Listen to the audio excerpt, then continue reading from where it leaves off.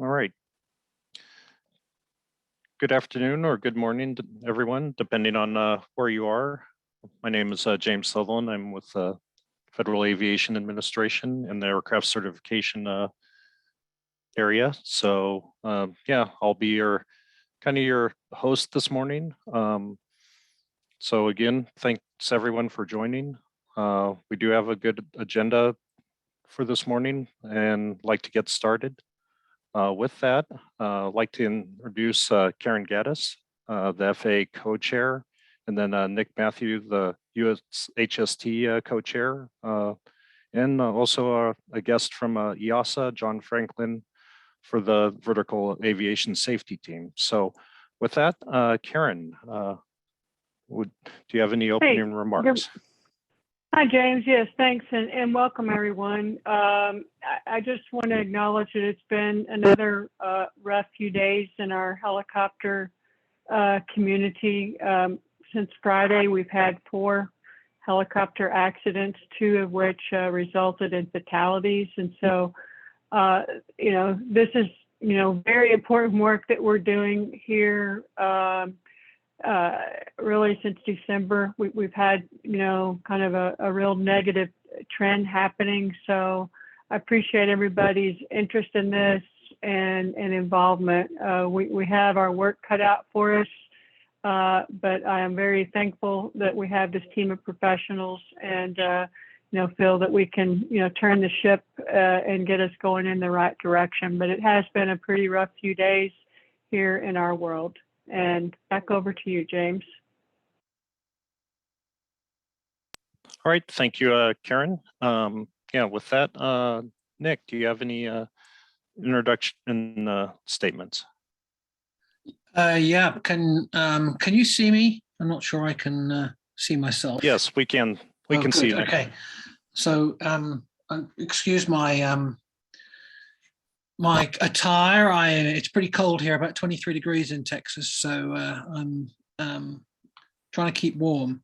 But I'd just like to echo what Karen has already said. I mean, the number of fatal accidents we've had in the last few days is quite worrying. And not just in the commercial world, but whether there were two military accidents within 2 hours of each other, one in Utah and another one in Hawaii, where civilians were killed, which is not good. So we just need to keep focus on what we're doing here. And this is the idea of these all hands webinars, to try and help guide those people who are putting themselves out there and flying these aircraft to try and make sure that we keep it in the green. So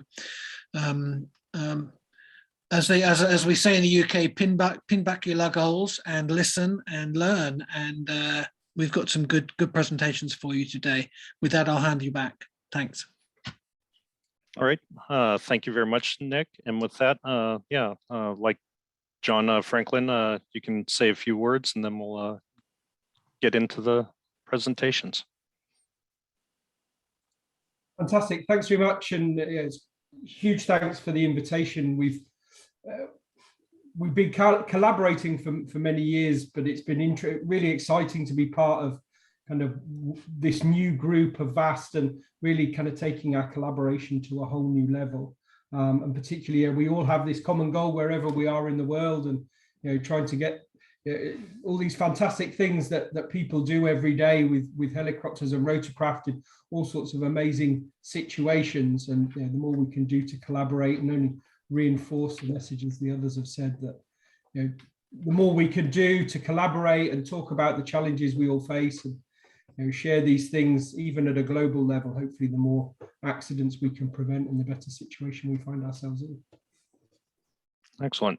And thanks again for joining us from Europe. So real quick, just a little housekeeping. Obviously this session is being recorded. It'll be added to the US Helicopter Safety Team YouTube channel. Handouts, I'm afraid we won't probably have any handouts for this webinar. There will be FAA Wings credit, 1.5 hours Wings credit, 1 hour of AMT credit. And obviously anybody, if you have any questions, please feel free to post in the chat window. With that said, well, come on. Hopefully you see the agenda. Obviously, we went through the introductions. Before each topic, we're going to have a quick polling question. So with that, we're going to, Ashton, if you can go ahead and list the first polling question, and then we'll hand it over to John Franklin for the VAST presentation. Oh, we're getting some good participation in. We'll just give it about a minute here, and then John will, I'll quit sharing and let you share. So.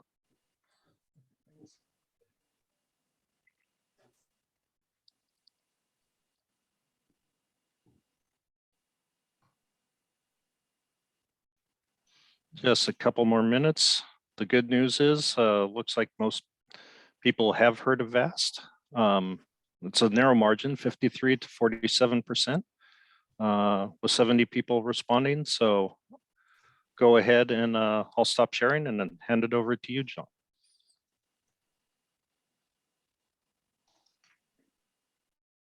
Fantastic. Excellent. Thanks very much again for the invitation. And what I'll start with is just kind of give you a little bit of an overview about VAST, and then some of the other kind of group co-chairs and other participants are on the call here, so we can talk about then some of the different groups and activities that we're collaborating on. And perhaps kind of just to start with a bit of, for those who haven't heard of VAST and maybe want to know a bit more about where it comes from. So essentially, it's a global industry collaboration, both from the public, regulators, public organizations, associations, private organizations, manufacturers, operators, as many people as we basically can gather who are keen and enthusiastic and share the same common goal, working together to try and improve safety at a global level, and then how that kind of then falls down across all the different parts of the world and all the different types of operations. And I think that's one of the key things, is this concept of it being kind of the vertical flight industry and the evolution of all the new technologies and the new things we've got in this fantastic industry, and kind of bringing it all together. As I say, we have people from all sorts of different activities, people from, as I say, authorities, not just us at EASA, based in Germany and covering the 31 now EASA member states across Europe, but we also have then obviously a lot of people from other countries around the world as well. Certainly on the safety promotion team, we have people as far across as New Zealand, which makes some of these calls interesting. We do one of the meetings that for me falls 10 till 11 o'clock in the evening. And it's great to kind of have that global initiative. We get people in Africa. We've got a representative also in Nigeria now, as well as kind of more traditional parts of the world, Brazil, Mexico, and all these different things. And really covering that kind of full spectrum of activities. So obviously it's an evolution and a new name, kind of something new for people to get used to, a rebrand from the previous International Helicopter Safety Foundation. And as I say, it really covers all the different segments. We're trying to use as much data and analysis and information as we can. Have lots of different people collaborating so we can get a consensus on what are the common approaches, what are the common solutions, and how can we make use of what is really the knowledge of I wouldn't say a small community, but at a basic level, really ultimately so many people know each other wherever they are in the world. People who've flown together, people who have connections and things like that. And the more we can bring those together, harness the power really to make the best of the data we've got. There are lots of solutions already out there that lots of people know. Actually, I was in the Air Force in the UK before I joined EASA 10 years ago. And in the UK Military Aviation Authority back then, we had a phrase that there were no new accidents, just new people. And it was the more we could spread the word of the lessons that already existed to as many people as possible, and trying to make a difference. And it's those, how can we make the best of those proven kind of risk reduction strategies that, we need to reach as many people as possible with lots of common messages, and hopefully makes things as easy and as simple as possible. So what we're trying to do is, be this global, worldwide vertical flight community with a commitment to trying to kind of reduce accidents as low as possible. And the more we can enhance our safety cultures, work together, and really just make a difference together. And we've already seen, even with our resources in different countries, there's only so much we can do. And we start to realize now, the more we collaborate and pool our resources and pool our efforts, we start to realize the power of that collaboration as we come together. And that's been kind of one of the interesting things, is kind of knowing where we came from, and understanding, a lot of the challenges and the things we're dealing with aren't new. And in a sense, it's trying to make sure that this new organization of VAST enables us to make the best of that collaboration and that coordination, so that there's this coordinated picture of material. And wherever you are in the world, you could go to a particular, to the VAST website and get all of the best examples of a particular risk that you might be facing, or how to do something that might be new to your operation, or just to get a new take on something. And that's one of the things we start to see is now having so many people collaborating, we can really kind of take different viewpoints on the same topic, and there's so many things like that that really help us to collaborate. So where we were before in terms of kind of, I guess, the legacy state is we had the different regional teams, we had the different associations, we had IHSF, and the great collaboration that HAI kind of bringing all of that together. And then similarly, lots of other stakeholders, the different manufacturers, organizations you may have heard of, an organization called Heli Offshore, collaborating particularly in the offshore space, lots of other safety teams, safety groups, the Vertical Safety Flight Society, the FAA safety teams. Also in Canada, we know there were groups, and yeah, it was just lots of different activities, siloed, not necessarily always coordinating, collaborating.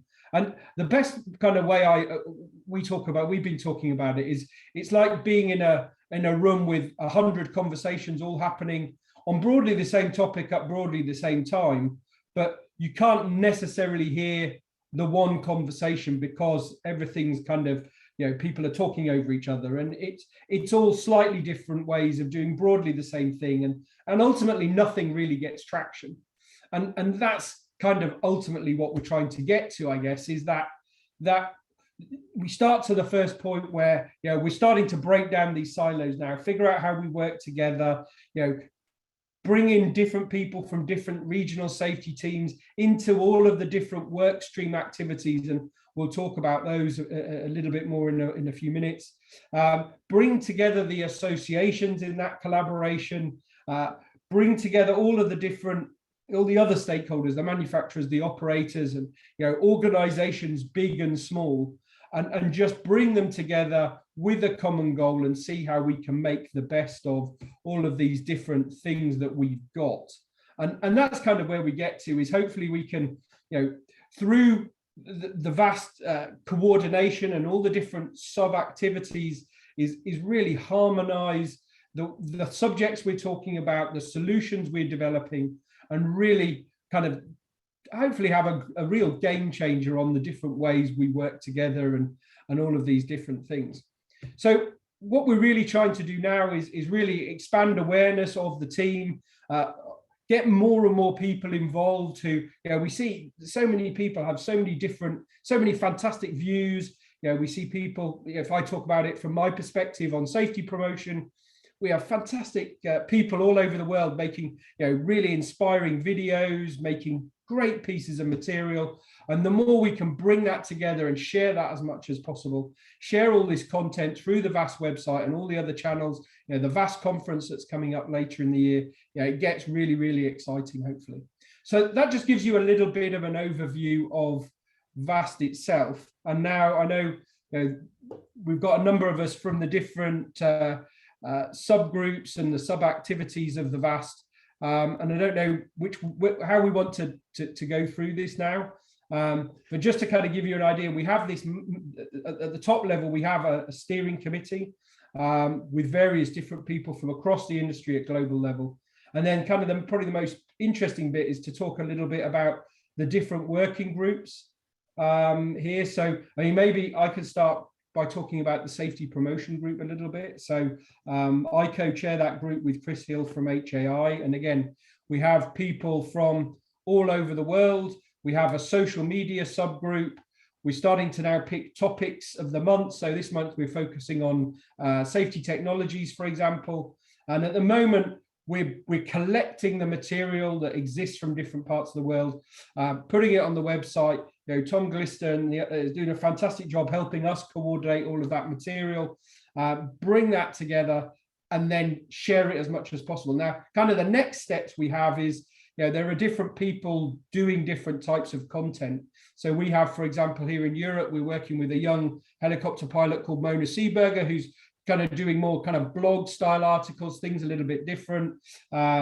We've got Bruce Webb from Airbus Helicopters doing, you know, some fantastic content in his own style. And hopefully what we get to is kind of, we start covering the same topics, but we do them in kind of slightly different ways. So if you like a particular approach, you know, you can get the content from this person, but the messages all end up kind of being harmonized. And, you know, you don't end up, I had a discussion with a young pilot from Denmark recently, who's transitioning as part of a government scheme, actually taking fixed wing pilots and kind of training them to support search and rescue operations.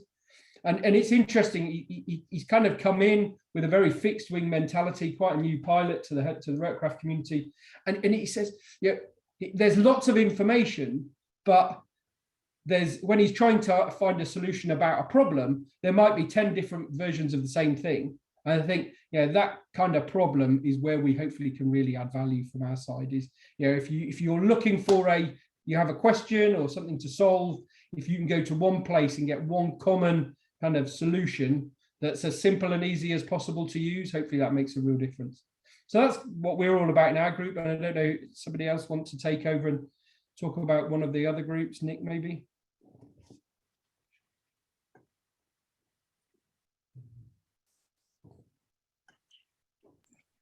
And John, this is Chris Martina. I'll go ahead and jump on for the regulations working group. Hey, good morning, good afternoon, good evening, everyone. Thanks for joining everybody here. Just a couple of minutes here to talk about the regulations working group that is ongoing. We've got well, let me start off just a little bit. You know, we've been in place since approximately April or so of 2021 is when we had our first meeting. I'm very happy to say that we have a membership of approximately 30 folks internationally from all over the globe that participate and are members of the working group. I will put a shameless plug in for the fact that we are still looking for an authority co-chair. I am the industry co-chair. So again, within the scope of what we have going on, it would be great to kind of start to continue to build out the membership and have an authority co-chair. But within the scope of it, we've got probably half a dozen or so civil aviation authorities. EASA participates, the UK, again, I'll miss somebody, but we have several CAAs that participate, and we have about 20-25 industry reps. So it's been a great balance of individuals that are engaged in the regulations working group. Now, one of the key pieces that we're looking at is obviously within the purpose of what we do.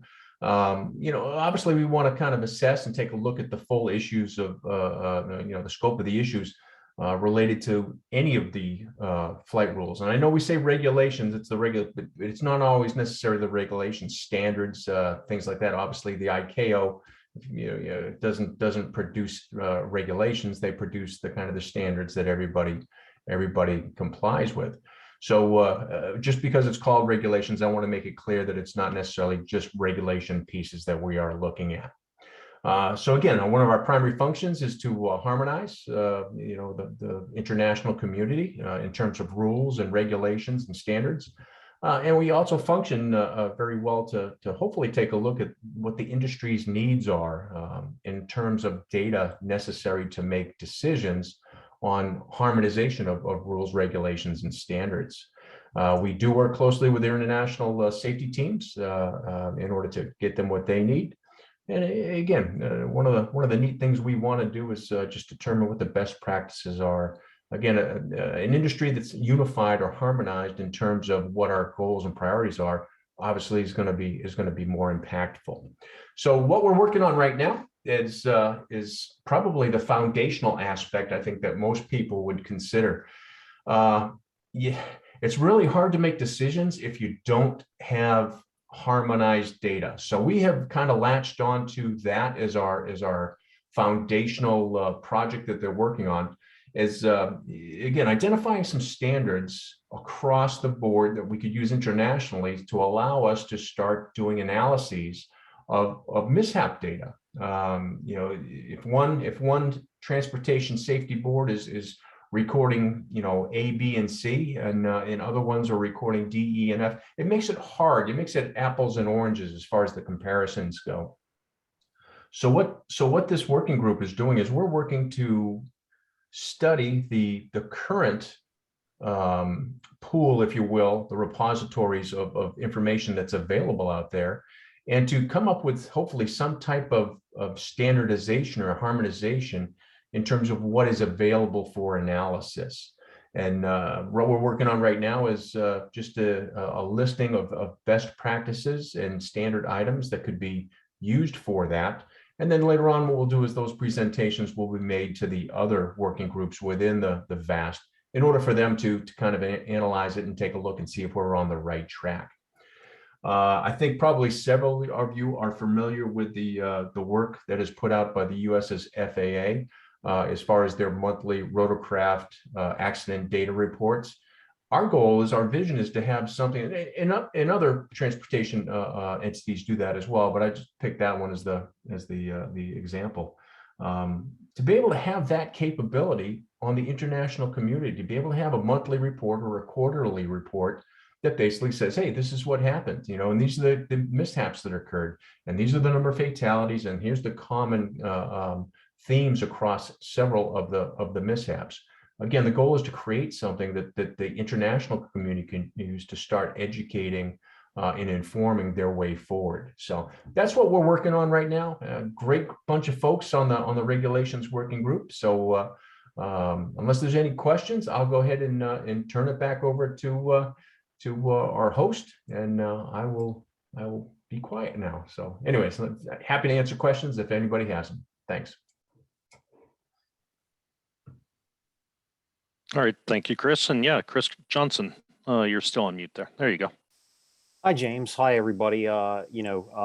Very happy to be attending this today and to brief everybody on what we're doing from the technology working group of the VAST. So my name is Cliff Johnson, and I am a research engineer with the FAA in Atlantic City, New Jersey at the FAA William J. Hughes Technical Center.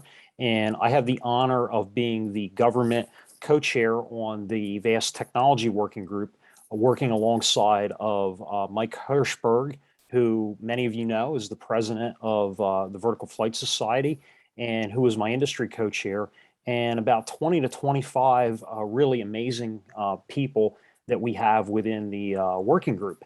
And I'll go ahead to the next slide. Just what is the VAST Technology Working Group for those of you that may be interested in attending or joining the working group or just seeing what we're doing. So our focus is on technology. Specifically, we're looking at identifying, evaluating, and promoting the safety technologies that exist both today as well as technologies of the future that may show a potential to reduce accidents and incidents. So, you know, I go back to a couple of the ones that we have been in the news here recently, right? A couple of the military accidents. Obviously, one of those was in degraded visual environments. We all understand how dangerous and how challenging operating in a degraded visual environment can be, even if it's something like brownout or whiteout upon landing. So what technologies can we work with? Both, you know, the military from both the U.S. and abroad to bring into the cockpit, right? So that's one of them.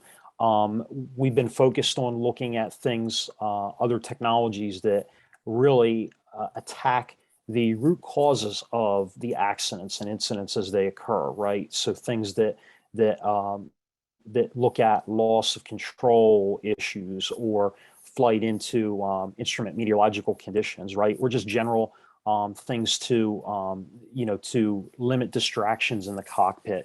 Those type of things are at the root of the working group. So we started probably about, I'd say, around 6 months or so ago that I came on board. I know the group was in existence a little bit before that, but we sort of just getting formed.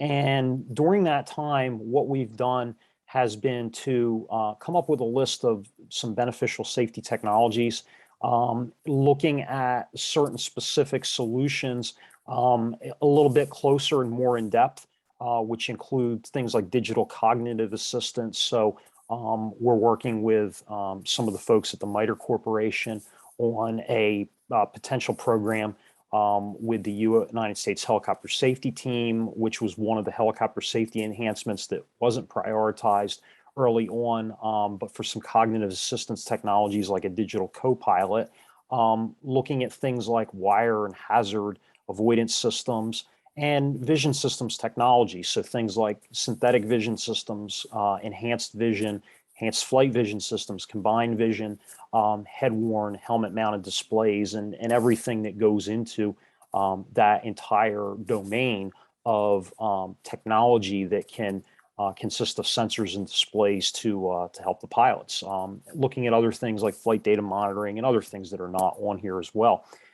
So we've been looking at those solutions within the working group, coming up with sort of a prioritized list. And we completed a cockpit safety technology use survey back in 2020, 2021 timeframe. That survey was good. It kind of scratched the surface on things, but we've decided to take that a little bit deeper and put together a follow-up survey, which we have been working on actively, and we're hoping to get that launched here in the next couple of weeks in time for Heli Expo to kind of refine, just what is the technology, because technology changes so quickly, right? What are the ones that we feel might have the biggest impact that we can try to push, the implementation for within this domain. We've also continued to look at some strategic ones and come up with areas that we need to look at for further implementation. And then recruiting additional members to the working group of the technology group. So if you have a passion for technology, if you're interested in these areas, we're starting to look at like virtual augmented reality. I mentioned the vision systems, but there's other things like wire strike avoidance.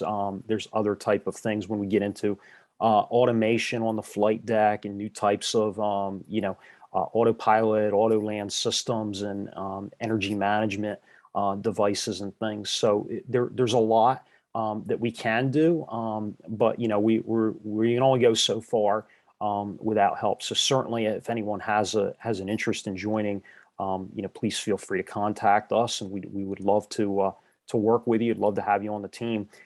It's a global team. We have folks in the United States. We have folks in Europe that are represented, and we collaborate with all of the different, alphabet groups and trade associations and folks on here as well that were mentioned earlier. And last but not least, we really just want to support the expansion of the VAST into new communities. I think it was really said very well earlier about how do we get the word out, how do we get the message out regarding safety, as not just the safety technologies, but new means of communicating and getting the word out to the group and learning from, what different operators and operations are doing today. So, we hope to do that, and we're trying to, push the boundaries of the future by working on the future today with the technology work group. So I thank you for your time. I appreciate the opportunity to address the group here. And again, I'm happy to take any questions, and I'll turn it back over to the team. All right, thanks, Cliff. Yeah, we'll do questions here at the end. Tony Rendell, do you have anything to add? Yeah, can you hear me, James? Yep, loud and clear. Okay, very good. Apparently my camera's not working. I don't know why. Apologize.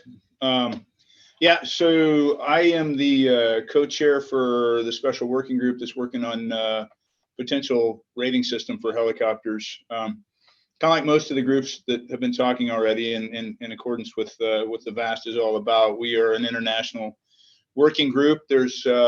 We kept it small, if you will, to start with, because we're proving out some concepts, and just to see if this is something that we are even able to do. There are 15 members with, each. So for instance, there's 7 OEMs. There's three regulators and 5 industry groups, but each one of those has at least one, and some have 2 participants. And we kind of tried to select a cross section of international folks, going all the way from light piston helicopters all the way up to the heavy offshore types, and people that represent those, so that we could look at the helicopter community as a whole. But then, as we kind of whittle down to see if this is even possible, we've broken this group into 2 subgroups, and one is focusing on a heavier operation, a heavy helicopter operation that's air transport, and the other one is a light helicopter operation.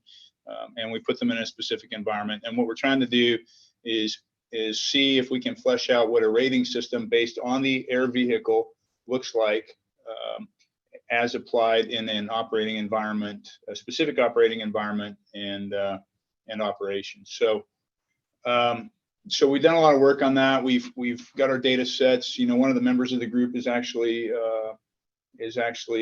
considered a manufacturer in our eyes, but he's really a specialist in bow tie, and we're using that to help make our case. But at the moment, we've been in existence now. We just had our 9th meeting. We meet once a month. The subgroups meet once a month as well, and they'll do some work. Now, they've only been doing this since January, so they've only had 2 meetings as subgroups. But the larger group, when we get together, the subgroups will kind of brief us on what they've got, and we kind of give them guidance as a larger group, to bring them back in. And what we're really looking at when I say rating system is something akin to the 5-star rating system that you have in automobiles. To that end, we've leveraged previous work done by 1 or 2 other groups, as well as the different data sets that are available from around the world. Work from like USHST and some of these other groups, IHST in the past, IHSF. Taking a lot of that into account. The the offshore community for the oil and gas folks have done a lot of work and stuff. So we've taken all of this into account, kind of morphed into what we think our bumpers on the bowling lane are, if you will, and we're going down that path right now. And the whole idea here is to figure out if this is a conceivable concept in the way they do it. And I don't know if people know, but we had the Euro NCAP. So the NCAP is the global body that does the rating systems for cars. And there's different regional ones. And so we had the Euro NCAP guy come talk to us about how they do automobiles. And obviously there's differences, and we have to take those into account. Economy of scale. New vehicle comes out, there's no big deal with the automobile maker giving them to a test lab and they can go crash it, right? Well, we're not going to do that. It's too expensive, but there are other things we can do, and that's what we're trying to capture. And so we were able to leverage some of the stuff that the NCAP guy told us, and that's kind of where we are at the moment. So the intent of this group is to flesh out whether this is even a possibility. If it's not a possibility, we'll put together a white paper, or if we don't think it's a possibility, or we think there might be some other way to go, some other certification method to, we're going to capture all that. And we're taking pretty good notes. We'll put that in a white paper. If we do go forward and think that this is a concept that will work for the rotorcraft community, we will put something together and then open the working group up to more folks. Right now, we're trying to keep it a little smaller because too many people, obviously, when you're trying to get something accomplished, just a proof of concept is kind of difficult. But if we do get to that point, and hopefully we will, where a rating system is something that we think is a viable concept for this helicopter community, then we will be probably taking all comers at that time and open it up and probably start a full-blown initiative. it's kind of where we are right now. I don't know. I'll take questions later if you want. All right. Thanks, James. Thank you very much, Tony. With that, last but not least, Tom, do you have a few words? Yes, hello. Chair. I'm co-chair of the Global Aviation Safety Conference. Basically, background is the FAA had a biennial every other year international rotorcraft safety conference. Because of issues with the federal government, with continued funding and this and that, it was getting difficult for them to put it on. The FAA came to HAI and asked the HAI for help. And so HAI, USHST, and the VAST team partnership to work what was the International Rotorcraft Safety Conference. Helicopters is remaining the main focus initially, but we're expanding. We have helicopter maintenance presentation, and we're expanding to VTOL, of course, advanced air mobility and drones. We have a lot more international participation going, and we're trying to work on getting live streaming and remote presentations, for we all know what's going on today. A lot of people may or may not be able to travel. And this is October 4th through 6th. And so who knows how many other variants and such we're going to be getting by then. It's at the Hearst Conference Center in Hearst, Texas, which is just outside of Dallas. Day 1 and 3 is a general session, and day 2 is broken up into sessions, individual sessions, operations, maintenance, and VTOL.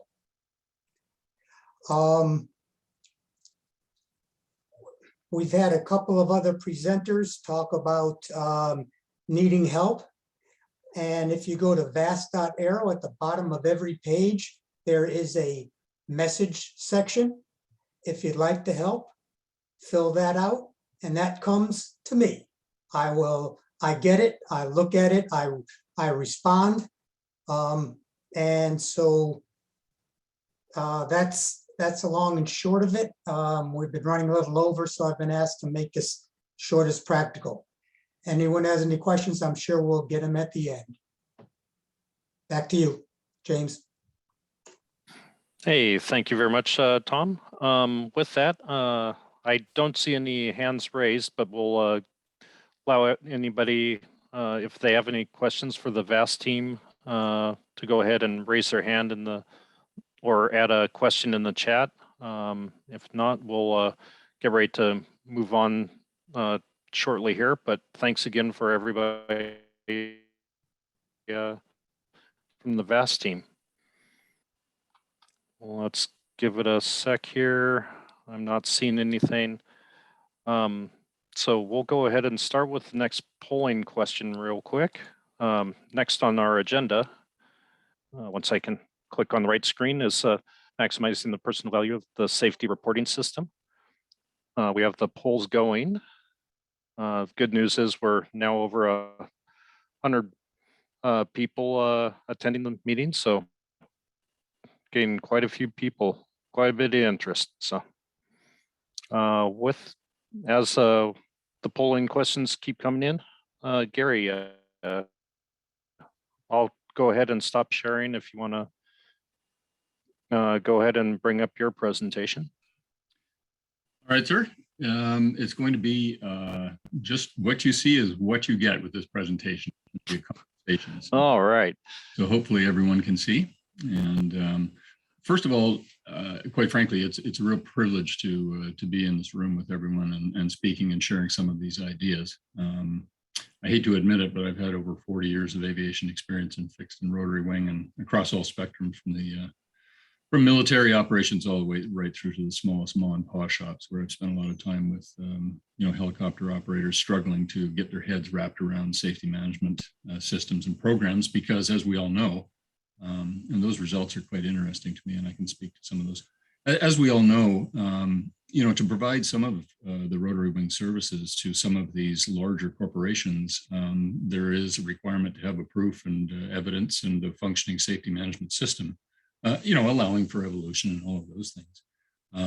But I've had 25 years of direct hands-on safety management experience right when the early conversations all the way back to 97 were taking place, and they really became a fascinating study for me about those relationships between an organization and what it desires to achieve as outcomes, and the people, all of us working in those organizations, trying to do the best to be the most professional that we can be and still get the job done. That context sets up some challenges for all of us for a variety of reasons. And so I can come at this problem from a number of ways, whether it's the newest person through the door as a maintainer or a pilot, or it's someone that's been tasked with managing these things or making executive decisions. I think we all recognize the value of an underlying safety management program, because they really truly are. There's something missing. If you are a person with business experience, I would say that a safety management program is something that's akin to an accounting system, in that based on data, based on figures and numbers and extractions that we can take from the accounting system, we all get a paycheck at the end of the day. We haven't done that well in safety, and therein lies some of the challenges that we face. So that's why I wanted to bring this particular topic to the table and put it out there, because at the end of this, I'm going to plant a seed for everyone to consider. And I don't know whether many of us have looked at it from this perspective. So one of the challenges is the word safety, and safety, of course, it means something different to each of us. We all have personal wisdom, and we bring opinions to the table when you begin to talk about safety. But if you could see some of the eyeballs in the classroom when I go into an organization, and it doesn't matter whether it's a military organization or a small mom and pop shop, or I speak at some of these conferences around the world, sometimes the eyeballs roll into the back of the head, because we know safety. We have some concept of safety in our own mind, but again, that concept is something that's entirely subjective, and we react in different ways when we see or hear that term safety, and therein lays the rub. There's the challenge. One of the ones for me that stands out is when we talk about the term of public safety as it refers to law enforcement. In my mind, I think that it's really actually better described as public security, not safety, because the safety concept is somewhat distorted when we apply it in those particular terms. Most of us, if you ask the question, we believe that we perform safely. I know that when I put my hat back on and go back to my days as a maintainer, as a pilot, operationally, I felt that everything I was doing was safe, or as safe as it could be. For the conditions that were really present. Did I have all the information I needed at the time to make that blatant carte blanche statement? And the answer is, as we know here in this room, absolutely not. I didn't have all of those things, that I needed to make that statement as positively as I did. And what that brings to mind is, it brings to mind the concept of, I don't know what I don't know. And that is a very dangerous place for any of us to be. Now, one of the tools that we have introduced into aviation now with safety management systems is the means by which we can capture some of what I don't know and share that with others, because there are others in the room who know many, many more things than I do. And as a result, if we can collectively gather that information in a meaningful way, in a non-threatening way, then we are going to open up those spaces, those visual spaces, which allow me to make a better decision, because the collective wisdom of the team is far greater than I will ever have for my entire lifetime. And that's what we want to do, is get ourselves into that particular kind of a place. And again, safety, the word, is a powerful distractor. We don't define it well, and we introduce confusion with that right from the start. Does safety mean the absence of something bad not happening? Because if it does, it's extremely, in fact, I would say it's almost never going to be measured. So that's not a good enough way to do it. So from my perspective, there's a few reasons that I contemplate about how I can receive timely and relevant benefits from my safety reporting system. In other words, what's in it for me? Because that's what motivates me to participate in a program. What's in it for me? And if you're a maintainer on this particular conference here today, it's even more important because as maintainers, you have to prove it to me that you have something better or a tool that's going to help me do my job more effectively than I already do. Because my mindset is that I do have the tools that I need. I ask for those things which I don't have, and prove it to me that this is a better system. So sometimes we don't see maintainers participating in safety management reporting programs, often because of some of those challenges.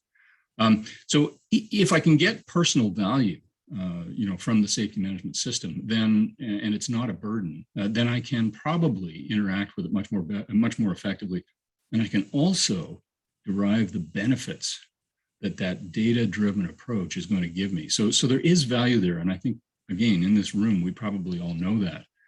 But what does a successful reporting program look like? My good friend, Dr. Tony Kern, actually about 10 years ago, we had a great conversation about one of these issues. And one of them was that they had done a study in their group to determine some of the more key points of measuring SMS success. And one of them was quite simply maximum reporting. So if maximum reporting is a key success metric, how do we get to that point? And I like to think of that as maximum reporting means we're actually exercising all the eyes and the ears within the organization, from the janitor right through to the CEO or the boss. And that provides us a perspective if we can do something with it, which is far, far greater a value than anything else. Should we only be looking behind us? Because many safety management programs, and I've audited and evaluated so many around the world from so many operators, so many cultures, they still are looking backward. They're reactive in nature. And I think I could even build a case and an argument that says that even proactive reporting programs are driven by reactive requirements. And so as a result, what we really need to do is get to a predictive place. Again, without maximum reporting, without getting data into the system, and without the sharing of data, which is what organizations like VAST are moving forward to. And I heard some great commentary about that in the opening remarks. We're not going to get to the place we need to drive the greatest value in a safety management system. Remember, an accounting system can tell you what happened in the past, what's happening currently, and it can put its finger on the pulse, projecting what's going to happen with a reasonable degree of assuredness in the future. We need this, and we need that from our safety management systems. And in order to get that, we have to participate. So we've got a great example in aviation that helps us to understand what this really means.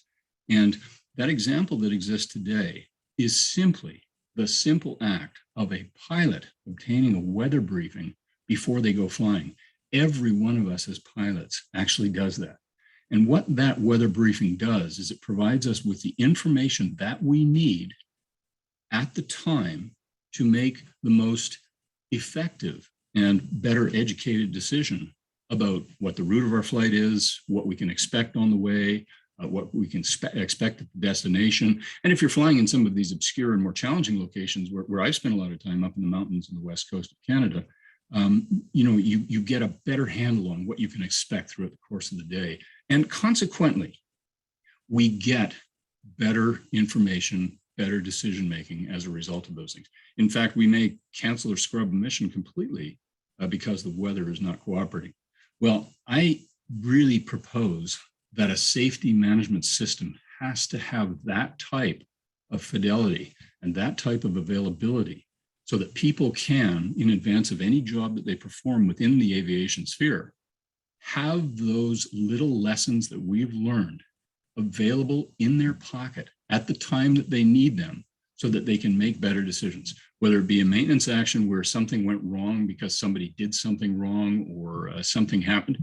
The simple review of the safety management data, in other words, accessible to everyone, that review of the safety data based on searches and simple keywords like we're used to with a Google search is going to give us that fidelity and that awareness when we need it at the time that we need it, so that we don't fall into that dark hole of I don't know what I don't know. So add to your work effort on a daily basis, a canvas of your safety management system to pull out this data.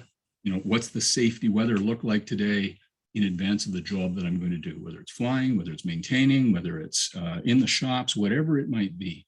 And so that's the seed within a 10-minute program that I get to plant here today, because for me, it's a passionate embrace of effective use of our safety management system programs with an outlook as to what does the future of safety management reporting look like.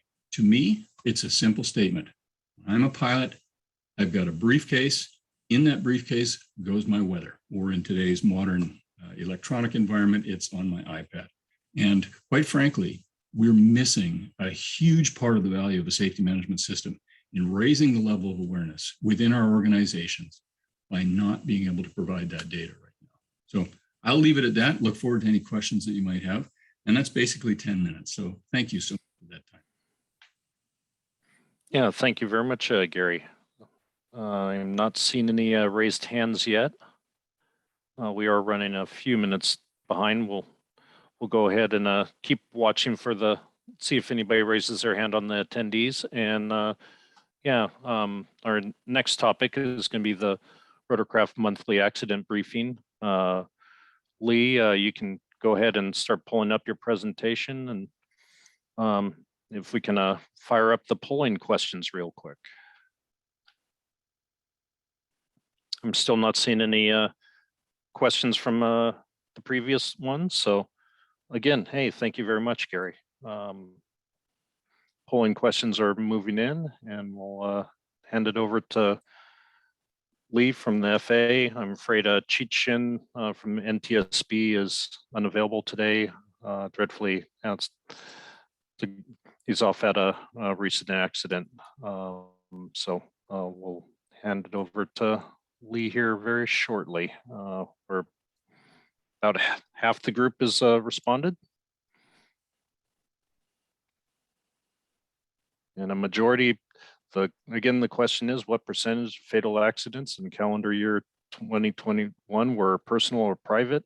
A majority were tied, people putting 30 to 39 and 40 to 50%. So Lee, all yours.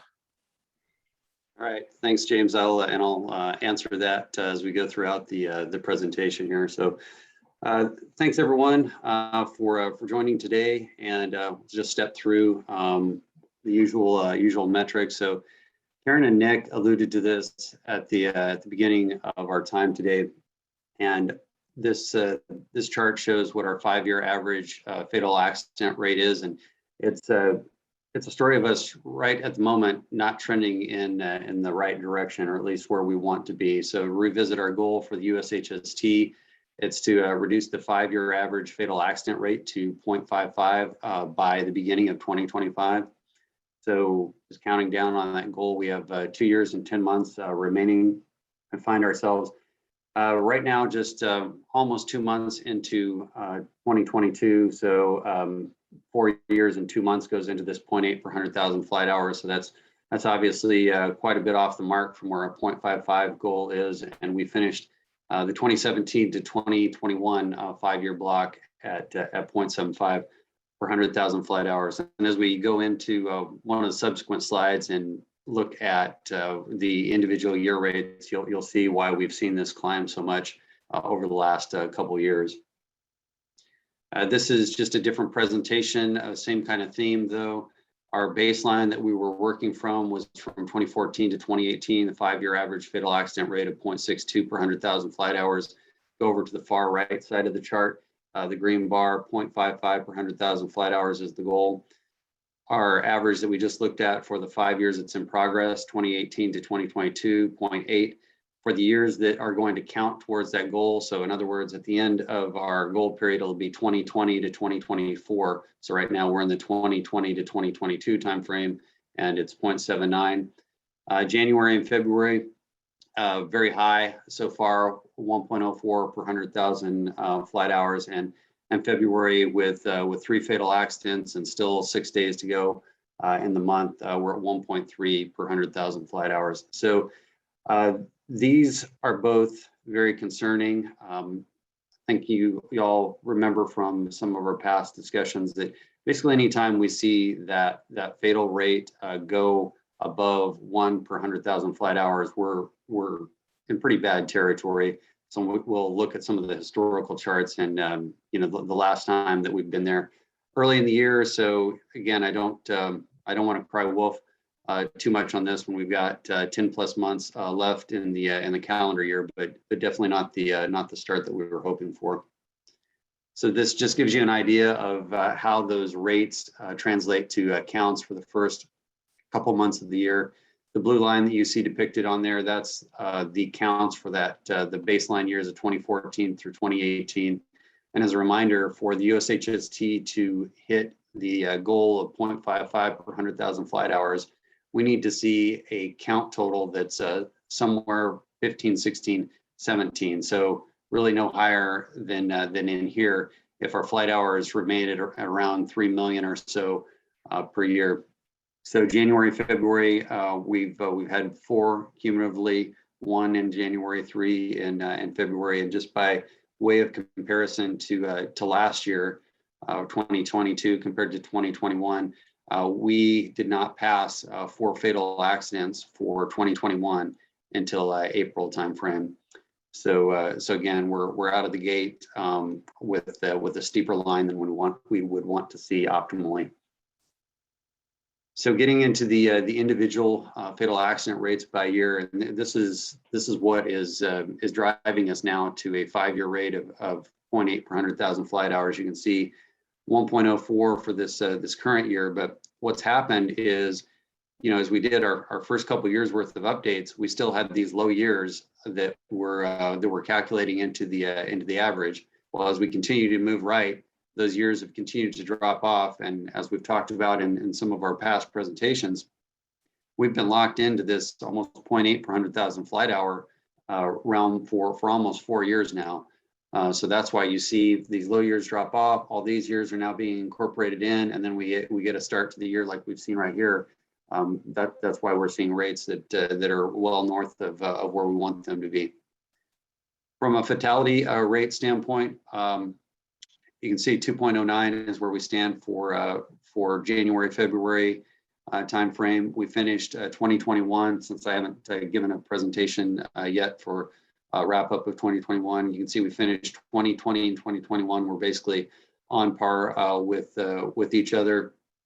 Not as good as this basket of years that we see here, but pretty much consistent with that 4-year stagnancy that we've seen from 2018 through 2021. If I could just go back one slide real quick, I did mention that whenever you're north of 1 per 100,000 flight hours, it just that raises a special series of alarms. And you can see in the past now 17 years, that hasn't happened very frequently. 2008, 2013, which was bad in a lot of ways across the board, and now we've started out that way for 2022.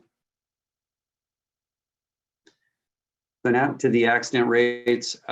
Really, this has been a rather flat line for a while now. We've started 2022 the same way. It seems like we've been in that 3.65 to a low 4 range of the overall accident rate, and this would reflect both fatal and non-fatal accidents. So the next slide, this is a wrap up of January through December of 2021. So to the poll question, I think probably partial credit can be given to anybody who voted for the range that was just below this, so up to 40%. So the actual number was 41%, and you can see how disproportionate for the fatal accidents that was for the year. And really no surprise for folks that tune in regularly to these USHST all hands. We were tracking that the whole year, and not that personal private isn't typically one of our higher categories, but it was just really off balance for 2021. And you can see also that between personal private and aerial application, we've got almost 60% of our fatal accidents, and then from there it gets into ones and twos sorts of thing, and less than 10% for each of the other categories that are represented. For the fatal accidents, just for 2022 so far, so not even quite 2 months yet, see really just 3 industries represented, but unknown for this one because it's a reflection of yesterday's fatal accident in Hawaii, and just not enough known on that yet for it to be put into a categorization. So going to overall accidents by industry. So 2021, just to look back on that, there were 117 total accidents, both fatal and non-fatal. These are our usual 3 categories, and by usual I mean for the 10 plus years of putting these kinds of presentations together. These are almost always our top 3, but then drops off rapidly for these other categories once you get past those top 3. And then so far by industry for January and February, we have a number of the events where either there's not a prelim report that's out yet from the NTSB, or we just don't have enough information to make a good call on it. So those are in the unknown category, and then the rest are a lot of 3s, 2s, and 1s that are spread out among the industry sector. So really, no early trends to point to, for the first almost 2 months of the calendar year. So the last thing I wanted to talk about. So Cheech from the NTSB was going to talk more in depth about our 4 fatal accidents in December, but Cheech couldn't be here, so thought I would at least put these up on the screen for them to be mentioned. And some of you may have already seen these through our regular distribution on the FAA's Rotorcraft Monthly Accident Report, but a few things just to stand out. I want to be very careful not to introduce speculation here, because again, USHST is data driven, and that would be inconsistent with the way we work. But some of these are already in the prelim report. So, for example, we know that 3 out of these 4 were personal use flights for the month of December. Some of the things that we also know is this first event that you see on here, as well as the last 2. There was some element of impaired visibility. So in this case, it's a night flight, but these 2 are more weather related. I have it stated in the second bullet for this 1229 event in Cosby, Tennessee, but it was also present in the LaPlace, Louisiana event as well. Deteriorating weather, and it may have been one of the reasons that the individual chose to be flying between 75 and 175 feet above I-10, and at the time of the accident, I believe it was 75 feet and maybe even below that, with weather deteriorating along the route when the guy wire was struck above the bridge. One final thing to mention: I don't know how many have read the prelim reports on these, but if you haven't had the opportunity to, this one is I found quite interesting. This 1229 event, November 544 Sierra Charlie, and see if I can show it on the screen here as well. So hopefully you can see that report that I just brought up. But even though the outcome of this was not good, two fatal accident, one of the things that I wanted to recognize as a positive is the folks that are documented in this before this accident occurred, with trying to communicate to the pilot the different hazards, the risk that was out there. Some of the lines that are in there talks about how the weather was changing from marginal VFR to IFR, and many of these service center employees that the pilot talked to, they spoke to him about the dangers of flying in this particular area in marginal weather.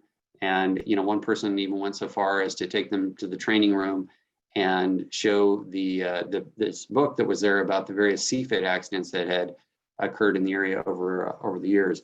As we get further down into this paragraph, there is, you know, a statement about there's an local air ambulance pilot that worked out of this same area and talked to the pilot, asking about intentions, and you know, you can read the words there for yourself, but you know, basically saying, hey, look, you know, I don't think you're going to get where you're going.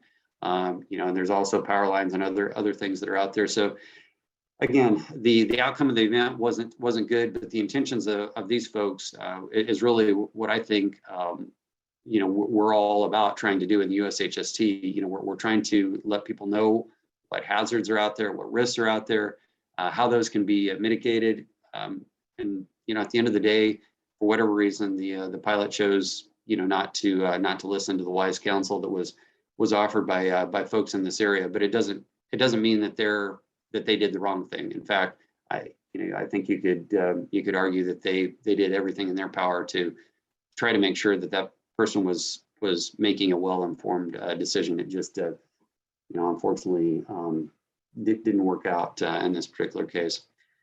So again, I'd recommend looking up these other NTSB reports. You know, they're still in prelim status. Of course, it'll be, you know, a year to 18 months before a lot of these get closed, but there's still some good things that can be gleaned from those. Those are all the slides that I had to present today. So I will I'll hand it back over to you, James. All right, appreciate it, Lee. And Lee did get one question, if we can send what you can of the slides over through Chris and I, and we'll get them posted over to the USHST website. So yeah, be glad to. Let me see. Looks like we have a couple other. Let's see. Actually, do have a question. How do you subscribe to the monthly helicopter accident report? You can just drop me an email, lee.roskop, roskop@faa.gov, and I'd be glad to add you to the list. Great. Thank you, Lee. And that was a question from Erica. I don't see anything else. So with that, we'll go ahead and get ready for the next presentation. If we can get the questions posted. Yep, they're up and running. And then Tuan, if you want to go ahead and get ready. Looks like you're showing up. We're slowly getting some the poll questions coming in, about halfway through the participants. And it's running right about 50-50, and no, it just jumped ahead. Looks like 60% no and about 40% yes. So with that, Tuan, all yours. Hi, Twain Bodmer here with HAI Safety Working Group. I'm at Leading Edge in Bend, Oregon with Nicole Wolf, Flight School Director, as well as Chris Jordan, Chief Helicopter Instructor. We briefly want to touch on the go or no go in the land to live. Please join us for a brief 56 seconds to live video.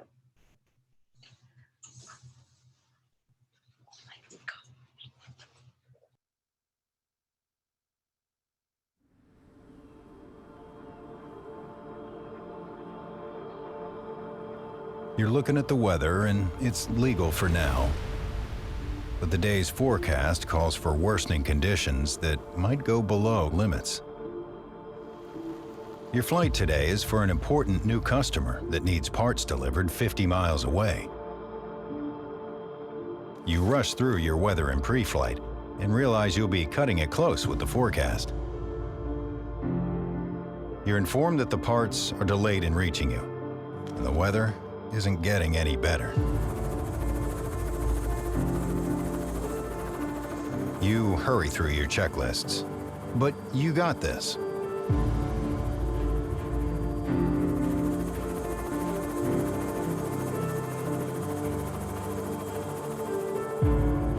The weather's coming in faster than you thought, but just swing around it. If you canceled every time it looked like this, you'd never fly in this region. As visibility continues to drop, something just doesn't feel right. You got to stay clear of clouds in this airspace. Obstacle. What's the height of that new transmission tower around here? Okay, this is getting sporty, and those clouds are a lot thicker. You are way too low. And now, you've just punched in.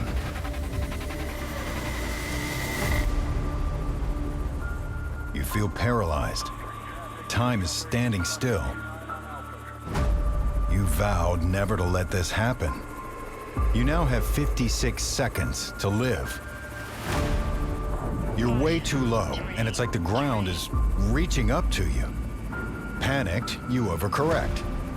In no time, you're climbing fast. You now have 45 seconds to live. Now you feel like you're turning and tumbling all at the same time and have lost faith in your instruments. You now have 30 seconds to live. This has become a nightmare roller coaster ride. The aircraft is screaming for your attention, but a part of you is starting to let go. Everything's darker now. You think of your family. Thank you. We can never be reminded too many times to check our own safety standards as well as watch that video. I would like to ask Chris, how does Leading Edge incorporate the Land to Live into the flight school? Yeah, so we start incorporating Land and Live program very early on at our new hire training for our instructors. Also giving our instructors low pressure, clear directives during their instruction with us here at Leading Edge. Their directive is simple. It's to train safety conscious professional pilots. Our flight school environment, and most flight school environments for that matter, are very non-mission critical. We don't have to conduct or continue a flight if safety concerns are recognized. We're not out there saving lives. We're teaching people how to be professional aviators. Our mission's very simple here. Conduct each instruction flight safely, effectively, and keep your students progressing towards their goals.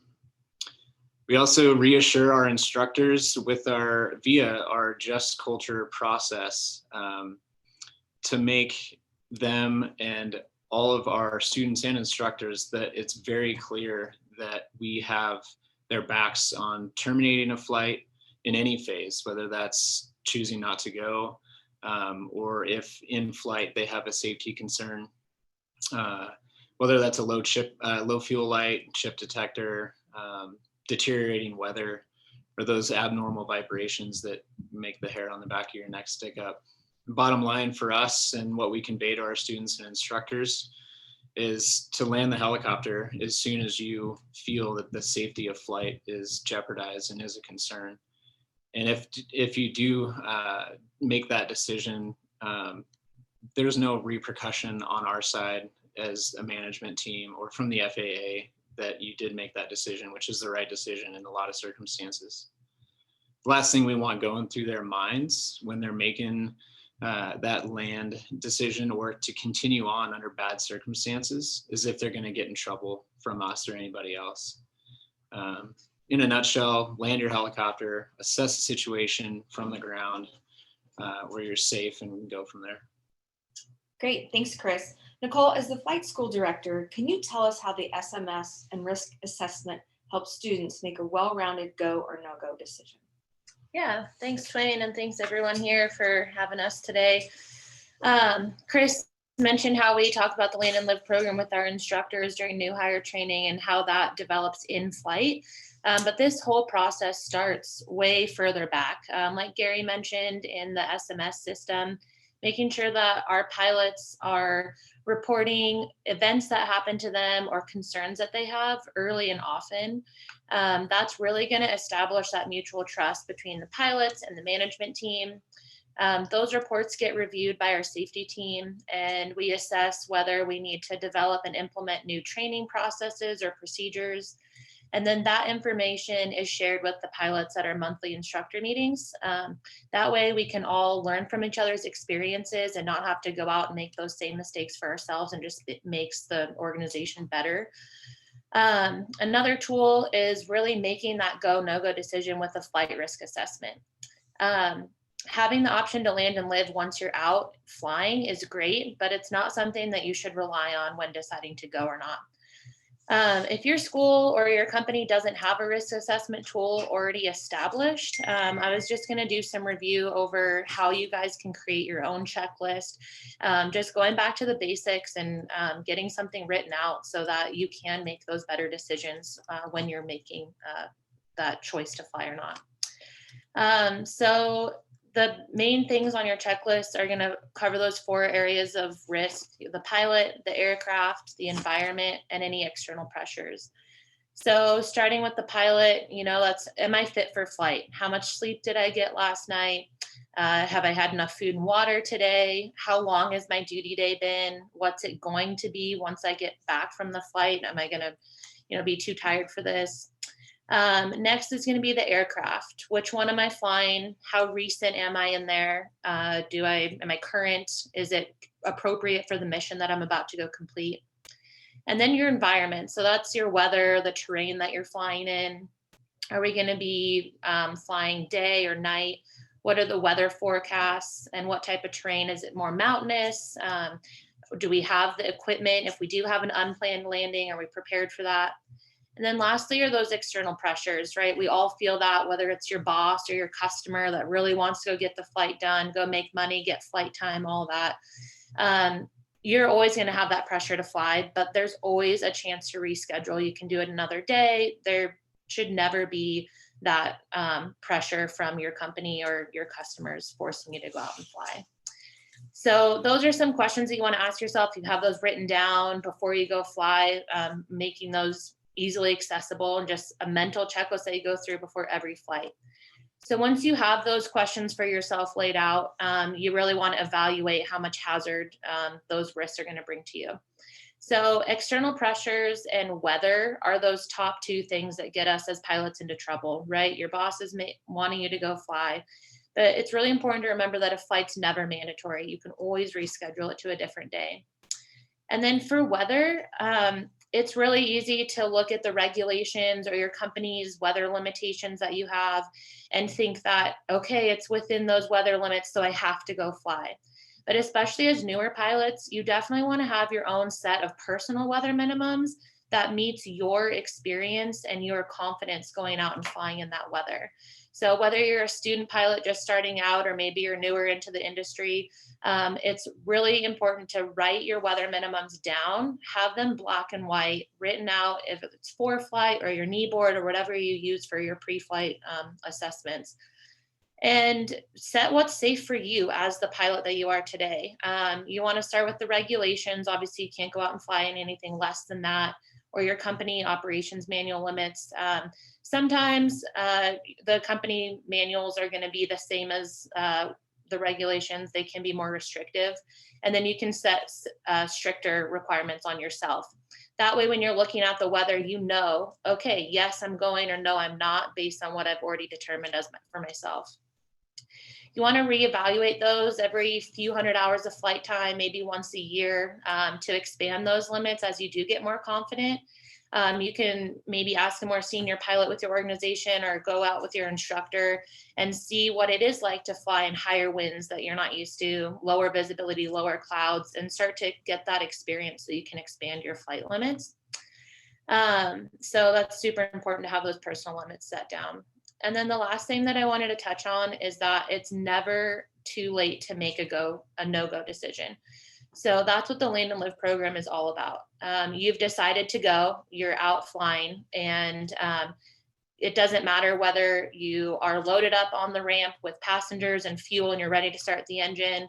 Maybe you just took off, maybe you're halfway through your flight, or maybe you're just a few minutes or a few miles from your destination. At any point, you can end that flight, whether that's diverting to a different place than was originally intended, going back to home base, or if it's that bad, finding the nearest safe area to land, like Chris mentioned, side of a road, anything. Being really confident to make those decisions. And you can make that decision based on anything, whether it's the weather that you're seeing, your capability or performance of the aircraft, or as you as the pilot, maybe your crew's uncomfortable with what it's looking like. The list goes on and on for reasons to divert a flight. So just pick a spot to land and know that you're going to be congratulated on a safe landing and not reprimanded. So we really encourage all pilots, student pilots, everyone in the industry, take the Land and Live pledge and then stick with it. Thanks, Nicole and Chris, for being here today. Whether you're a low-time pilot or have thousands of hours, these are always good reminders. Stop by the HAI safety booth at Heli Expo, and if you have not already done so, take the Land to Live pledge. As former HAI President Matt Sicaro states, when safety is at stake, land the damn helicopter. Thank you for having us. Thanks, everybody. Thanks, guys. Hey, thank you. Well, I don't see any questions popping up, but thank you very much, Leading Edge. It's a beautiful day in Central Oregon, so but cold, but hopefully you can get some flying in. Yeah. With that, we'll go ahead, and our next topic is regarding the weather camera program. If we can, we have the questions coming up. Have you ever accessed the FAA weather camera to supplement your flight planning? So with that, I'll let Cole take over. Still no questions or no hands raised. So Cole, all yours. Thank you. Let me get this presentation going here. Yeah, and as that comes in, we're about 43% have used the FAA weather cameras, and 57 have not. So. Okay, is that working there for everybody? Looks like you're still in kind of the presenter mode. So. Okay, it shows as the regular mode on my side here. So if that.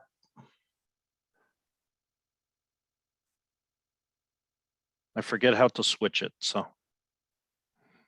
How's that? There you go. You're good. Okay, perfect.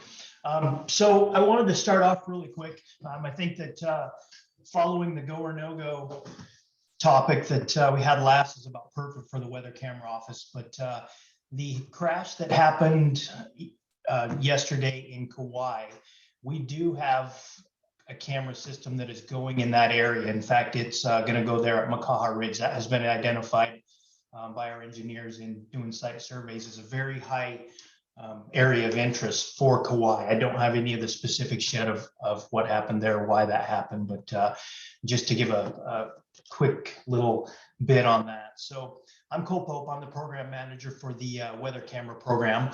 We are mostly based, or our entire team is based in Hawaii.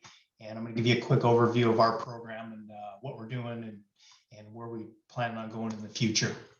So our mission is to improve aviation safety and efficiency in the NAS. I'm pretty sure that's pretty much aligns with all FAA goals. And we do this by reducing weather-related aviation accidents, by reducing weather-related flight interruptions, and also by improving aviation flight decision-making. We want to get the information into the pilot's hands or the briefer or whoever it may be before they fly. We don't want them to have to fly out and take a look to get the information. We want to put it in their hands before they fly. So a quick baseline of our program, you can see what we've done in the recent past. So in 2008, we had a business case, a final investment decision to install 140 new cameras across the state of Alaska. So there was a study done by MITRE between 2008 and 2014 during that implementation. And these are the results that they came out with. And I know you can see that. I know I don't have a lot of time, so I won't go over each one. But as you can see in 2008, on the top there, this is weather-related accidents per 100,000 hours of operation. The actual number was 0.21 per 100,000 hours. So over the time frame where we were implementing those camera systems at about 20 to 25 a year, when we get to 2014, that number had actually lowered to 0.04 weather-related accidents per 100,000 hours of operation. So what we're looking at there is an 85% reduction in weather-related accidents between the years of 2007 and 2014. And another thing we like to do is, or we like to say, we're not only trying to save lives, but we're trying to help the operators out there. We're trying to save you on wasted hours, operational costs, things like that. So flight disruption hours, that's something that they looked at also. So actual hours reported in 2008, and again, this is Alaska, was 13,588 hours. Moving to 2014, the actual reported was 5,129 hours. So we had a 69% reduction, or shown 69% reduction in weather-related flight disruptions. So the operators are able to save things like fuel, operations costs. So we're not only passing along the safety, we're passing along that hopefully to the aviation community. So a quick overview of our program and what we have currently. 230 Alaska FAA, so FAA owned camera systems, 230 in Alaska and 5 currently in Hawaii. At the end of our implementation in Hawaii, there will be 26 sites. We also have hosted camera sites where other entities install the camera sites, traditionally like a state DOT, and then we host the sites on our website. So 219 of those from NAV Canada, 23 in Colorado, 4 in Montana, 2 in Mississippi, and 1 in Michigan. And the one in Michigan and Mississippi, those are actually air ambulance facilities that approached us, and they had an issue with being able to take off in certain weather conditions with no navigation laid in the area. So that's why we added the cameras in those sites, or at those sites. As you can see our website on the right here, just a quick overview for those of you who are not familiar with it. We have all sorts of different functionality besides just the cameras. We have METARs, we have TAFs, we have PIREPs, satellite radar, RCAGs, RCOs. You can also toggle on things like airports, sectionals, NOTAMs, and that functionality is all over here on the left. All those little buttons on the left are radio buttons that allow the user to toggle on or off whichever functionality they want from the map. If they only want cameras, great. If they want cameras and METARs, they can just get cameras and METARs. So a lot of functionality on our website there if you get a chance and want to take a look at that. And of course, our users we have a very wide range of users. Everything, we have the 121, 135, the 91s, everything from the smallest planes up to the Alaska Airlines here in Alaska. The first call I get whenever there's a Southeast camera outs from Alaska Airlines. So believe it or not, the large commercial airlines use our cameras quite a bit. Helicopter, EMS, military, they all are big users of our cameras also. Southeast Alaska, all the helicopter traffic pretty much relies on us exclusively down there for, of course, their IFR, or I'm sorry, VFR, as everybody knows. So that's what our cameras provide. And they basically love our cameras down there. That's all we hear. So we're glad we can be of help to most of the helicopter traffic. We also do have a lot of like NOAA, National Weather Service, and Marine type entities that use our cameras also. We have Marine Exchange of Alaska, who they're not looking at the sky conditions, but they use them for the ocean conditions, believe it or not. So definitely a wide range of users there. A little bit, just a ballpark or a background how we got started. In 1999 is when our first weather cameras got installed, and we were definitely a needs-driven innovation. Aviation accidents in Alaska were resulting from a lack of adequate weather information in certain areas. And this is just an example of a place called Merrill Pass. Quite a bit of helicopter and fixed wing traffic go through here. If you live in Alaska, it's a known area where it's a known problem area where weather builds up in the middle of the pass. So before weather cameras installed, these carriers they'd fly out, they would take a look at the weather, and if they couldn't get through, they would turn around. You can see from the picture, the 2 photos there on the right, it always didn't turn out well. There's quite a few more crash sites in the area than 2. I believe we counted 7 or 8, but I don't remember. That's been over 15 years ago. There's quite a few crashes in the area from planes that tried to turn around in bad weather. As you can see over on the left, we installed 2 camera systems in this area, one down low that looks up at the ceiling and pilots can get an idea of how high the ceiling is, and then also one that is up a little bit higher. And you can see the one on the left there is from our high camera site, which shows a little bit more of the approach down the canyon. And since these cameras were installed back in, I don't remember the year, it was about 15 years ago. Actually, I think it was 2006, 2005 or 2006. We haven't had one aviation fatality or accident in the past since. So in just a real quick other example, we always go by the motto of look before you fly versus fly out and take a look, which I said before. This image is from a camera site in Hyder, Alaska, which is about an hour out of Ketchikan, Alaska. Several operations a day in and out of Hyder for mail and also passengers. So this is a pass that's was always in question or a high area of interest per the pilots when we surveyed. This is an area that on a daily basis, up to 7 times we were told a day from some air carriers that they would fly out of Ketchikan, fly to this pass, take a look, and if they couldn't get through the pass, they would turn around and they would come back. So that 7 times a day versus gas for 7 times a day and operations costs for 7 times a day were definitely adding up. So you can see a current image on the left there. Since weather cameras have been installed, now they can take a look at that and decide there's no way we're going out there.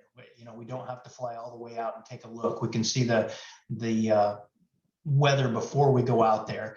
And then for all of our camera sites, we have a clear day comparison. So you can see what it should look like on the right. And then of course, on a bad weather day, what it does look like currently on the left.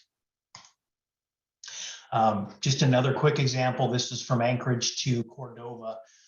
And a little bit about our flight-based decision-making. This is also something that's big in Hawaii and something that we surveyed and looked at due to most of the traffic there, not all, but most of the traffic there being from tours, and they would take the same tour route and they had the same areas that were problem areas for weather. So as you can see, the cameras in Anchorage there up on the top left are great. Everything is VFR conditions, you can fly, everything is great. And then down in the bottom there, or on the right-hand side, you can see Cordova, which is also great. So if you have somebody in Cordova and you're calling up a flight briefer, let's say, they're going to say, yeah, weather's great here, come on over.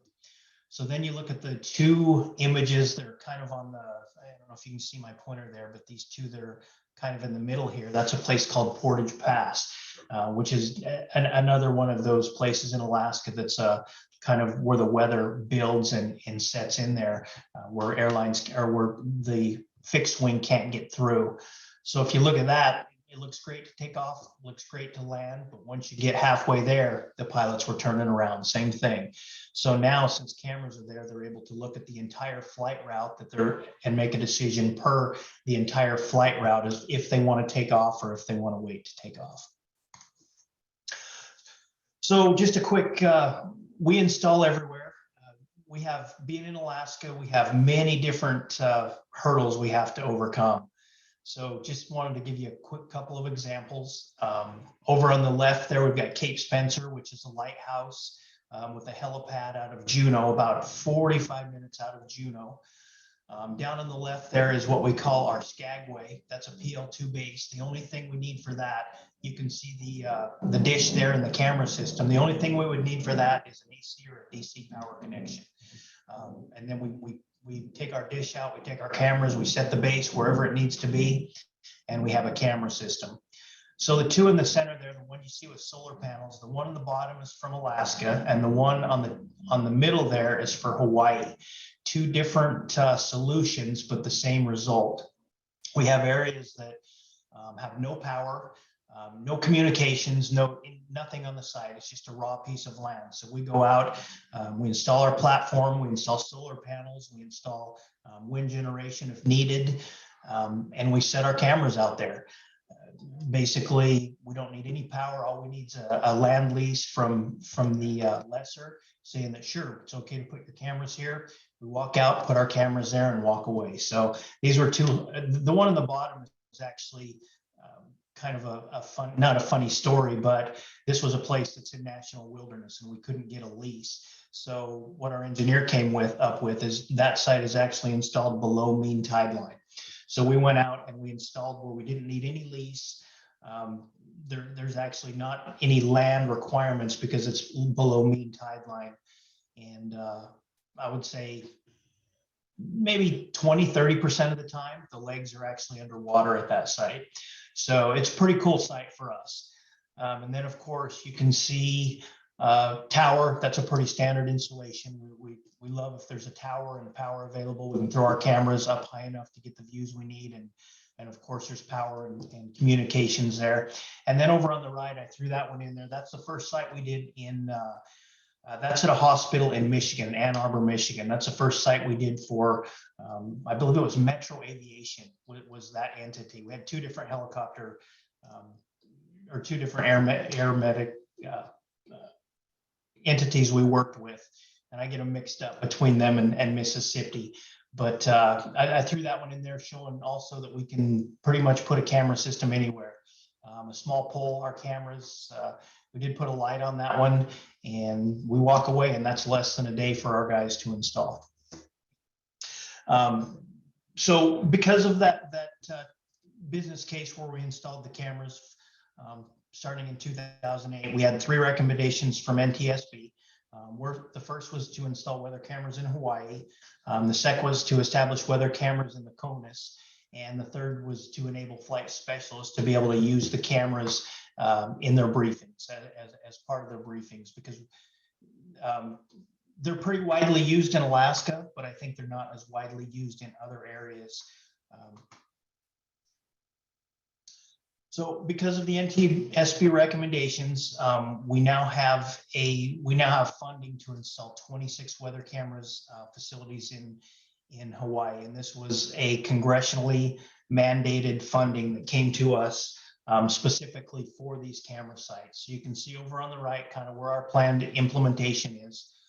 We have 5 camera sites installed currently, and the rest, the remaining 21 are currently in lease or somewhere in the process. And we hope to have all of those installed, probably another 5 to 6 installed by the end of FY22, and then the remaining to be completed by FY23. So continuing on with the CONUS and the DOT sites, Colorado was our very first Department of Transportation that jumped on board. So in FY20, they installed 13 mountain pass cameras, and kind of a little depiction of where those are over here on the right. You're also going to see that one in Utah and the 4 on Montana where they're at. But then they went on in FY21 to install 10 more camera sites. And then in FY22 and FY23, their plan is to install 20 more camera sites each. And what happens is they install those, they maintain them, they own them, but we bring them into our website. We host all the images and provide them to the public. So it's kind of a mutual partnership that benefits the FAA, the DOT, and of course our main customer, which would be any of the aviation community. So, and to further on that, so that's kind of our third-party hosting plan, which is what we call it. Most of the state DOTs so far, there's been a few private entities, but this is basically where the outside entity, the non-fed entity, I would say, would own, maintain their own camera system, and we would host their images on our website. And we definitely provide any technical knowledge they ask for. We provide any help they need, but basically they would own and maintain the entire system. So moving forward, what we're looking forward to the future, and this is currently in process, we have a new business case expansion for 330 new additional camera locations across Hawaii, or across Alaska and the CONUS. So proposed right now is going to be approximately 160 new systems in Alaska and 170 new systems in CONUS.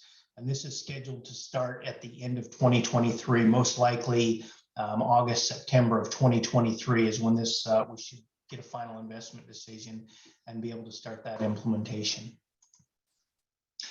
So a few other things that we're looking at, and note these are just in test and analysis phase. It's not anything that is currently authorized or happening, but we're looking at a visual weather observation system.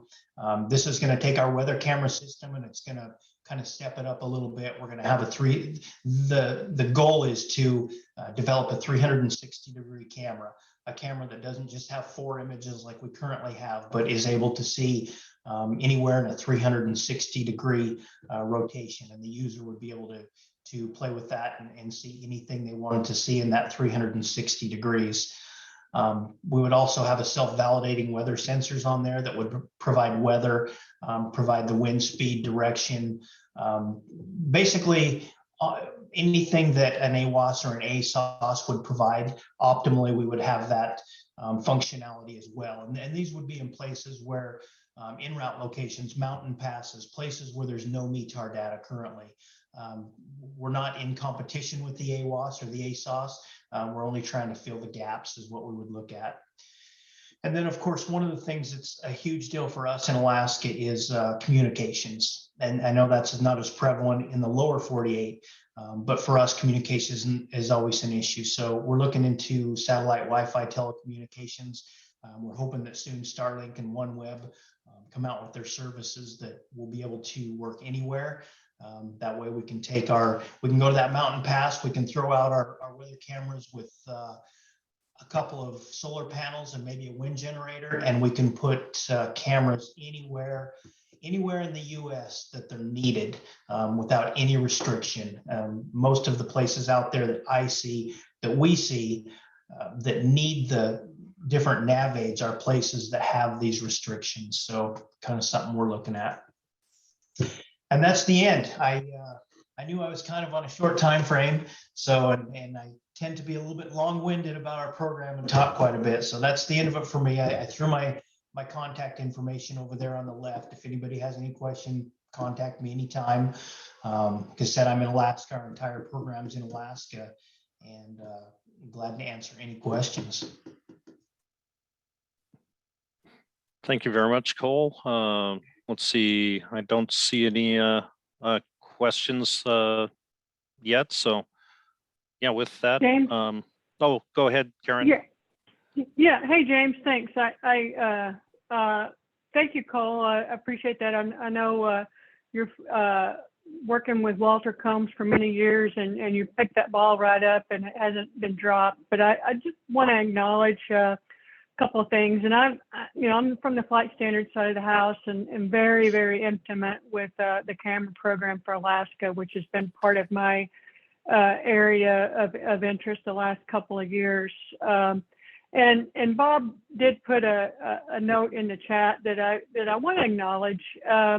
We're not saying the cameras are going to replace weather reporting and weather information, or a substitute for 91.103, but to the point of how they've been successfully used in Alaska and Hawaii and some of the other CONUS states, it's the look before you fly that has saved lives with this program. And as Cole said, a lot of go look and see, and then just make your weather decision making. And that's been the value for those areas where, they don't have roads, as you all know, like we do in the rest of the U.S. It's 80% airways or air travel, not even airways. So that's a big point. And we also acknowledge the en route limitations of not having that updated weather like you would through an AWAS or ASOS type system.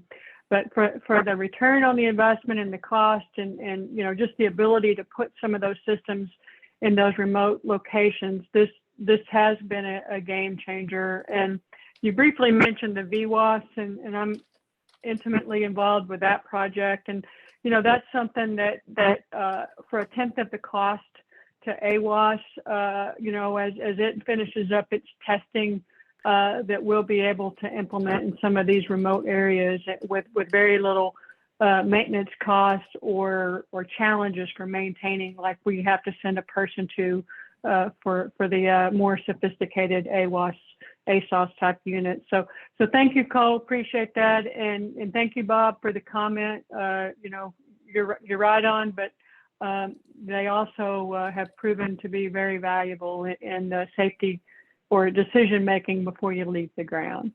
But that's all I wanted to add, James. Thanks. Okay, excellent. Thank you very much, Karen. All right. Any other questions on weather cameras?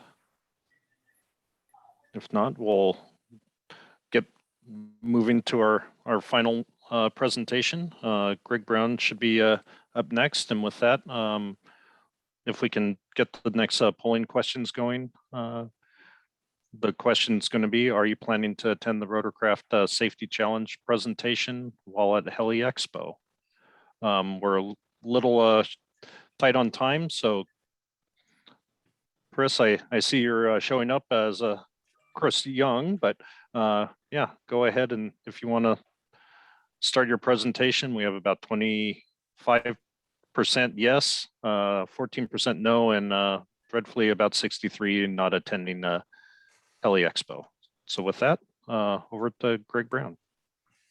Hey, good afternoon, everyone. Thanks for being here. Looking forward to seeing everyone at Heli Expo this year. Rotor Safety Challenge is going. It's going to happen this year. We have a lot of great presentations ready for you. Most of the presentation, I should say, do qualify and been approved for wings and some for the maintenance IMT credits. So look forward to that. So that's awesome. Another great thing that we're doing this year is if you're not able to make Heli Expo this year for whatever reason, we are going to live stream all the Rotor Safety Challenge events that will be presented. So you have an opportunity to sign up and starting on Tuesday, when Rotor Safety Challenge really begins in earnest, to view, you can choose what presentation you want to view, all the Rotor Safety Challenge presentations that's available. So this is great news for us. We'd love to see you in Dallas. I think it's going to be a great show. But if for some reason you're unable to make it, then this is just a way to give you a taste of some of the things that we're doing in Dallas and being able to live stream and view all the Rotor Safety, most of Rotor Safety Challenge presentations. And if you're interested in the manufacturer technical briefings as well, all of those will be presented. So great news for everyone that we're doing this. But again, we'd love to see you in Dallas, and hopefully you can join us there. And with that, any questions for me as it relates to Rotor Safety and the Heli Expo presentations?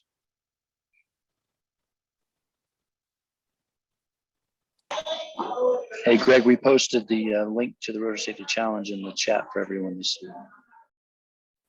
Okay, great. Yeah, and big thing, you know, it hasn't changed with Rotor Safety Challenge. You know, every time you attend one of the presentations, you'll get a poker chip. And if you get 6 poker chips, you take it down to the safety booth and you present it with a certificate suitable for framing that you can have in your office and make sure everybody knows that you're there. So, and it's also an opportunity to go down to the safety booth and see a lot of the great things that they have and are doing down there. And, yeah, so Rotor Safety is going to happen and ready to see everybody there. So this is be absolutely looking forward to it, to seeing everyone. Great.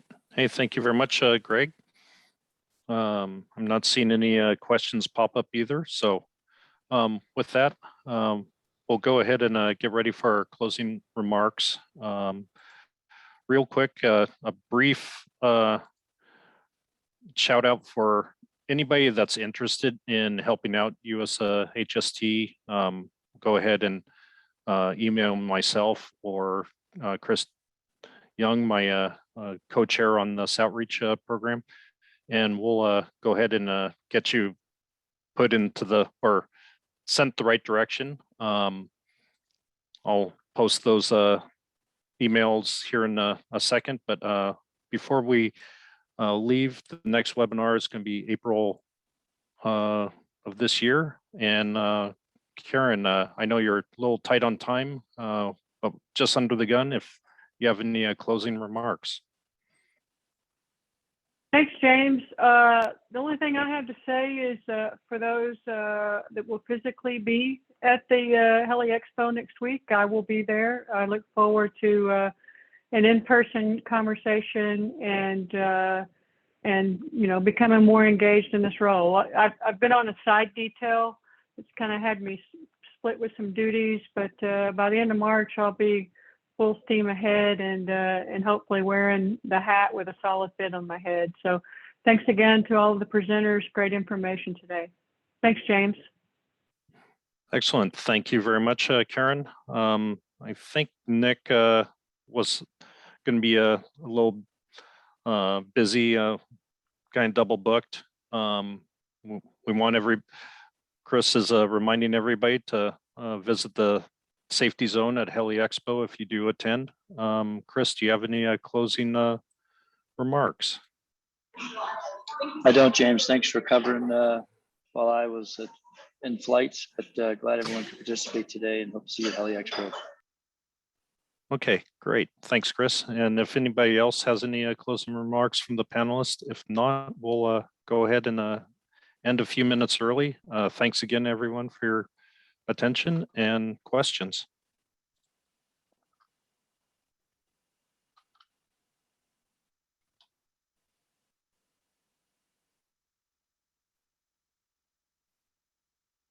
See, I'm not seeing any questions or comments. So thanks again, everyone.